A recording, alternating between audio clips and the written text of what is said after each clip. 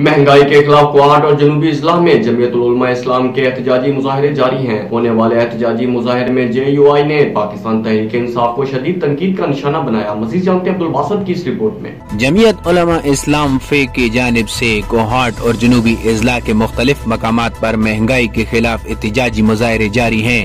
कोहाट में होने वाला सबसे बड़ा एहतजाजी मुजाहरा सैफुल्लाह मार्केट से बरामद हुआ, जिसमें जमीयत के अलावा दीगर सियासी जमातें और ताजिर बरादरी ने भरपूर हिस्सा लिया। आप ये 3 साल में मुआवजा करें कि ये जब हुकूमत इसकी नवाज शरीफ की गई थी तो इसकी हुकूमत आई थी, पेट्रोल को देखें, गैस को देखें, घी को देखें, आटे को देखें, मुख्तसर किसी भी कम्युनिटी को आप उठाएं, कम्युनिटीज को वो आप में मुआवजा करें तो इंशाअल्लाह रहमान आप यकीन के साथ यही नतीजे पे पहुंचेंगे कि ये सिलेक्टेड बंदा है, इससे कोई अवाम की दुख का कोई इससे गम गरज नहीं है। शहर के मरकजी बाजार से गुजरते हुए मुजाहिरीन ने गो नियाजी गो के नारे भी लगाए।